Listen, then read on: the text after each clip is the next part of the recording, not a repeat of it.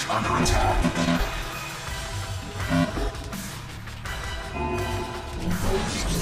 Unit under attack. Unit under attack.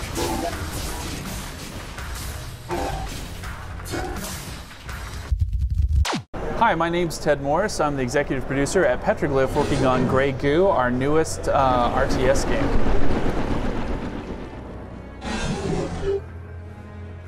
I'm Frank Klepacki, audio director on GOO.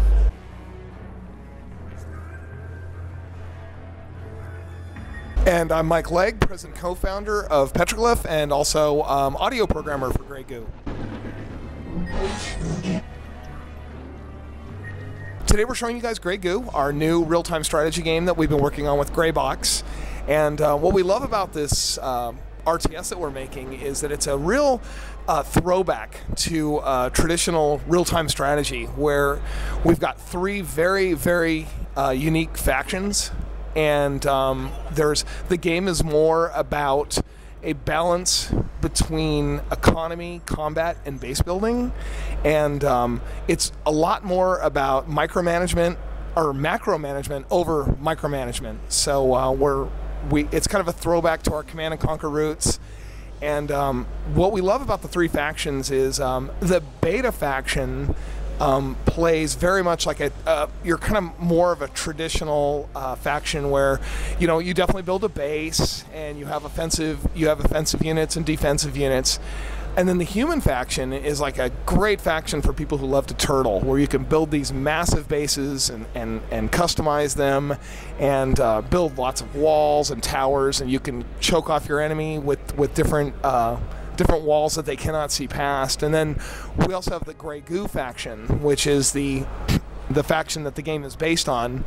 It's a faction based on nanotechnology, and basically it's nanotechnology run amok, which is a scientific term for GOO. And what it is the GOO is actually quite interesting in the fact that in its raw form, it's actually not even modeled by an artist or animated by an artist. It's all done procedurally through algorithms.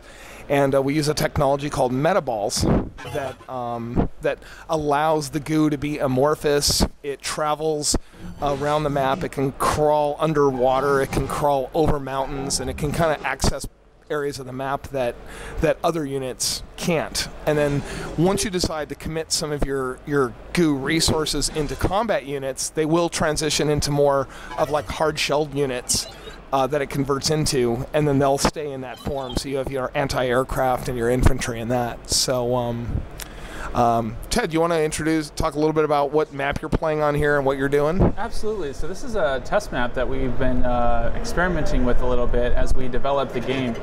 This is one of the maps that we use to test balance, actually. And the nice thing about this map is that it allows us to watch as a third player between two players back at Petroglyph, so that we can kind of analyze exactly what the players are doing and watch without interfering in the gameplay. So this is one of our balanced test maps, and but it's still great fun to play on too, and a great way to show off the game. So let's take a look at the beta faction first. The beta faction is our faction that is kind of a all-around faction. They're good. It's a good faction for beginning players to jump in on because they are a little bit of best of both worlds. They have a distributed base building methodology where they can expand their base by adding these nodes or hubs, these power hubs around the map. So this right here is our HQ. That is the first power hub, and it has 4 connection points. And then as the betas expand, they continue to build more power hubs. You can see one coming in right here. This is a 2 power hub, it's a small one. And then there are medium ones with 4 nodes, and then also 6 node power hubs as well. And then you can also upgrade your technology on the base to kind of customize your playstyle for how you want to play the betas for this particular game. Yeah, so in this situation, we've got a tank attachment being built on the same hub as a small factory, and that's going to allow this factory to be customized to build certain types of units.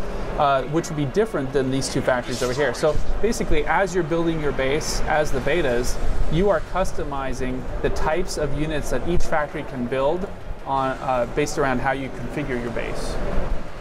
So right now these two factories are building some smaller units, and then this factory right here is going to start cranking out some tank type units, which are more of an advanced unit. And then on top of that, you can also set overall tech upgrade paths. Exactly. So you can actually customize on top of that as well. Right. There's 5 different structures in the game that allow you to upgrade different ways that you play the betas. And the nice thing about that is that I can play the betas, you can play the betas, we can have someone else play, and we can all play the betas differently. And that's true with every faction. It is true. That is true with every faction. So something else that, with the diversity of these factions and the way that they play is Frank here, Frank Lepacki, who's the audio director for the game and composer for the game. He's also scored the game, the soundtrack for the game, where all the different factions all have their own unique music styles as well. Frank, if you want to talk through that. Yeah, sure. So yeah, we wanted to really emphasize the different personalities that these factions have, to separate what makes them so unique. So essentially, you'd be playing, depending on which faction you play. I mean, you've got one of 3 different soundtracks as well to go with each faction.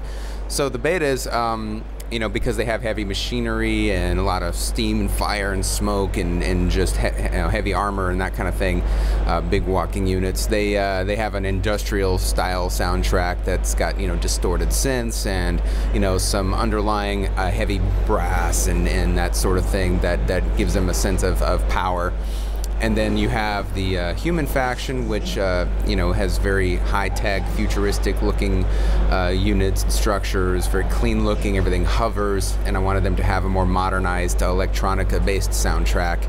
And then we have the GOO, of course, which is very mysterious in the way that they move and act and look. And so I thought it would be kind of cool to use traditional, dark orchestral music with choirs with them mixed with dubstep. I thought that was a cool kind of a hybrid idea in order to, really complement their personality and the way that they play and the way that they feel on a map. So it's been working out really well. And of course, from the sound perspective, everything, all of that is also taken into consideration. So, they all have their own sound palette that, companies, what their weapons are like, what their engines are like, and it's been really, really fun to work on because, science fiction is one of those genres where, you really don't have a lot of limitations and your creativity can be out of the box and you can really feel freer to experiment with what's going to work to really stylize what these things do. So it's a lot of fun. Loved working on that aspect of it for sure. So right now we're looking at one of the GOO mother units, and the mother is where it all starts. The mother is the originator of all types of units in the game for this different faction. Right now the mother is of a certain size, and once it gets large enough, it's going to be able to split and mutate into other types of GOO. And we kind of explain the GOO as being something like wet cement. Once you've decided what type of unit your GOO needs to turn into, it is that type of unit forever. But until then, you have a lot of choices to make as you're going into battle. And that's one of my favorite things about the Grey GOO is that as you're going into battle, you don't have to make a choice until you get there. And then when you get there, you can decide, oh, you know what, I need some artillery, or I need some infantry units. And one thing about the GOO also that makes it different from the others is it does have a lot of flexibility. It does not have any aircraft units.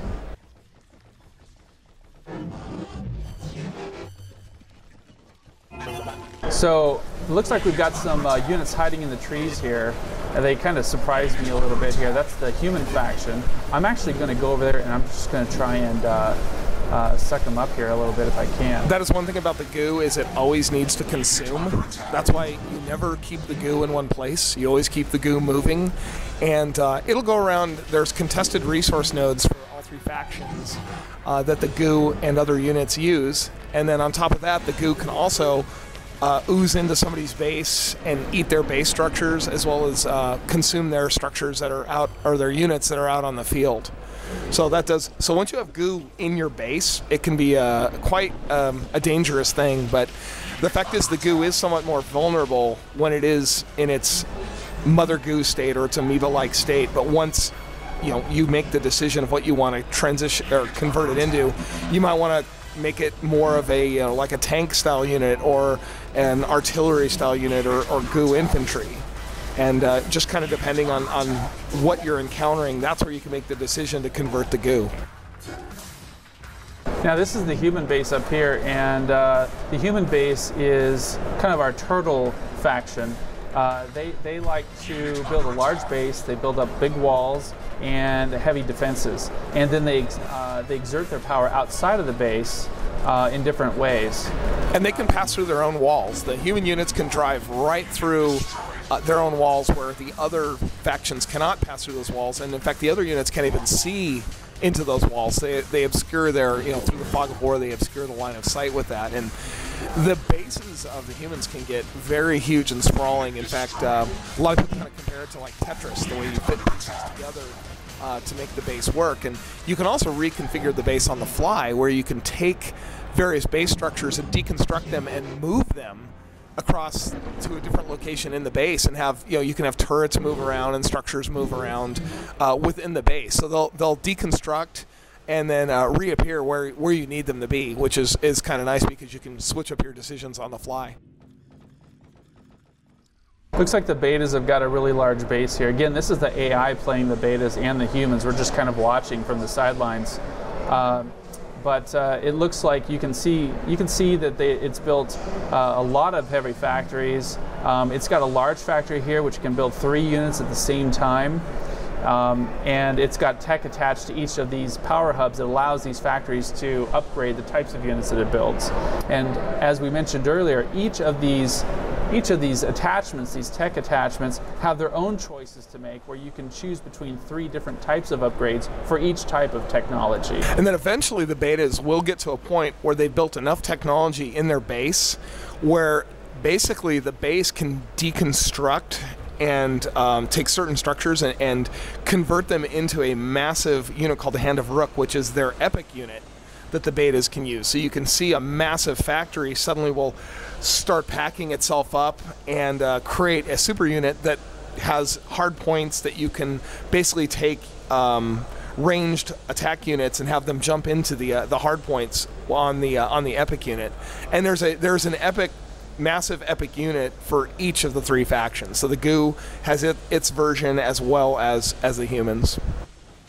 Another way to customize your base as the betas is to build walls, build gates within those walls, and then also man the walls with different types of units that can help fortify them. So you can see here where the AI has built a couple of wall pillars and has placed a couple of units on top of each one.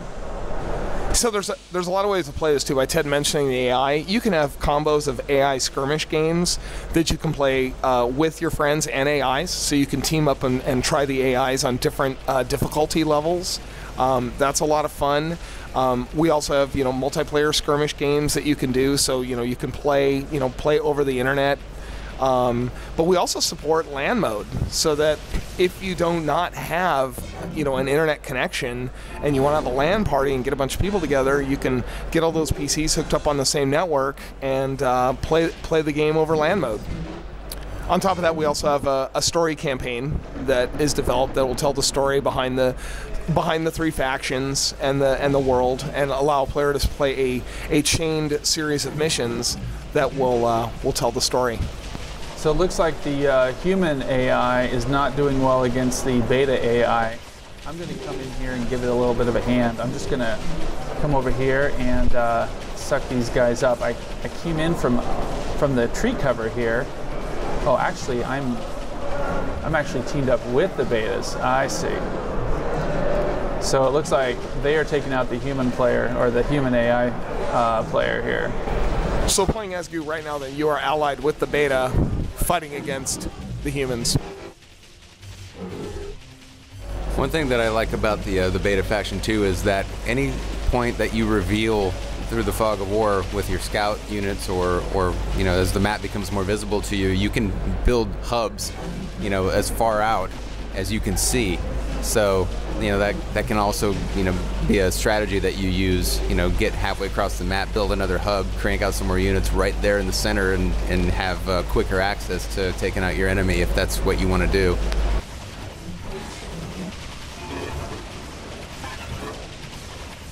GOO is going to be available. It's going to be a downloadable product on through Steam, and it's going to be coming out near end of the year or early 2015. And people can now sign up for the alpha testing, which will eventually lead into the beta testing and into the open beta testing. But people can sign up now at GREYGOO.com. So we're definitely looking for players to jump in and start helping us, balance test the game and see what feels right and put some good stress testing on it. So now is a great time for people to start signing up and getting in and playing the game with us.